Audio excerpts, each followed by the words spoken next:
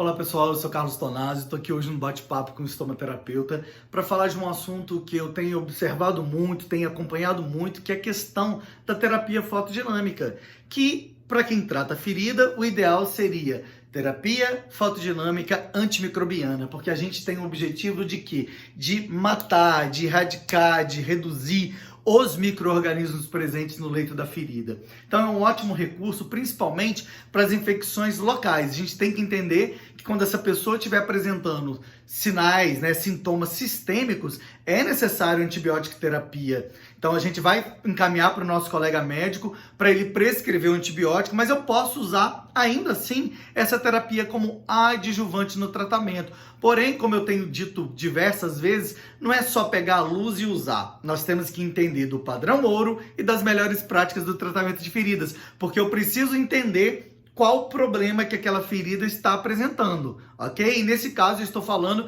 de desequilíbrio de carga microbiana. Então eu vou usar a terapia fotodinâmica antimicrobiana com fins de matar micro-organismos. E não somente bactérias, como fungos e vírus também. Então a gente tem uma ferramenta muito importante, muito poderosa, desde que usada adequadamente. E a gente observa que há equívocos nisso. Então vamos lá. Para que eu tenha realmente o resultado que eu preciso dessa PDT, o que eu vou precisar? Eu vou precisar de um fotoabsorvedor, que no caso prático, diretamente falando, é o que a gente usa na clínica, é o azul de metileno. Esse fotoabsorvedor, ele tem que ter um comportamento, ele tem que ter uma boa produção de energia quântica, ele precisa de ter uma fotorresposta adequada, tá certo? Só que para isso, precisa de algumas características. Eu preciso de um fotoabsorvedor que realmente não seja citotóxico, que ele seja biologicamente estável, que ele tenha um bom comportamento no escuro, ele precisa de ter uma concentração ideal. E é aí que a gente observa as falhas. As pessoas equivocadamente, porque não entendem o processo. O que a luz tem que fazer nesse fotoabsorvedor? O nome já diz. Ele precisa absorver essa luz. Então tem que ter um comprimento de ondas adequada. Que aí o mais indicado seria o quê? O 660, a gente sabe que é o vermelho.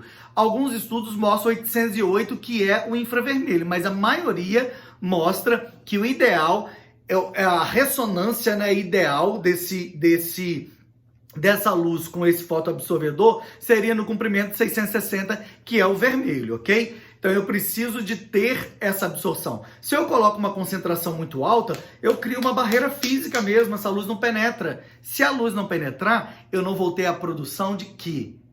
Das espécies reativas que eu preciso, das hidroxilas, do oxigênio singleto, eu não tenho. A gente aí vai ter duas reações, tipo 1 e tipo 2, que nós detalhamos no nosso curso exclusivo para enfermeiros, que é laser terapia aplicada em feridas para enfermeiros. Então, esses detalhes a gente faz no nosso curso. Quem tiver interesse, for enfermeiro, nos procure, ok? Mas a gente precisa saber fazer adequadamente. Nós temos que entender que existe um tempo de pré-irradiação.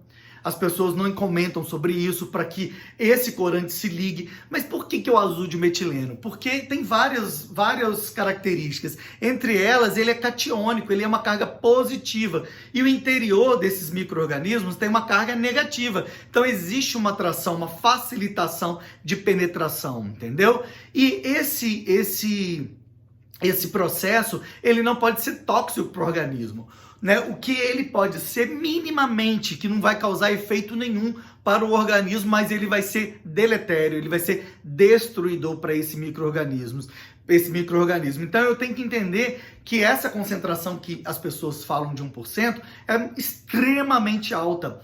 Para vocês entenderem, ela é 100 vezes maior do que o 0,01%, que os artigos científicos mostram que a utilização, e é 200 vezes maior do que o que tem sido recomendado hoje, que é o 0,005%. Ou seja, nós não estamos deixando esse azul escuro que fica aqui, ele é uma barreira. A luz vai bater, a gente precisa entender quais são os princípios, como que a luz se comporta para ativar, para ter uma resposta biológica, para ter uma fotorresposta. Se eu não entendo isso, eu não vou me preocupar se eu estou usando 1%, ou 0,01% ou 0,05%, porque eu não entendo, eu não sei. Alguém me disse que é o corante que é o fotoabsorvedor e a luz.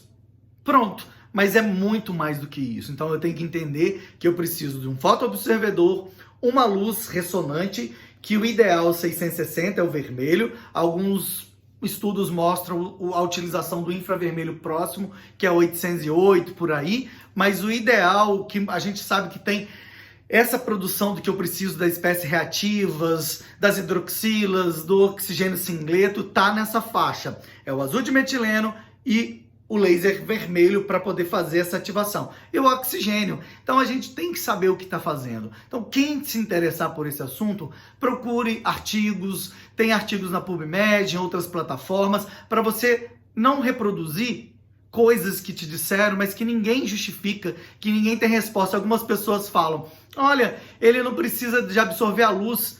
Pelo amor de Deus, se eu estou falando de luz, de fotorresposta, de resposta biológica, tem que ter uma interação. Se ele bate e volta, se ele não penetra, se ele não absorve, eu não tenho os resultados que eu preciso. Então vamos fazer ciência, vamos buscar informações. Existem artigos científicos, dissertações, teses com produção disso para você entender que a concentração desse fotoabsorvedor, no nosso caso mais usado, o azul de metileno, vai ser essencial. Quem se interessar, nos procure. Nós sempre temos cursos e ele é exclusivo para enfermeiros e voltado para o tratamento de feridas. Nós não trabalhamos outras áreas. O nosso trabalho principal é falar da laser terapia, da fototerapia,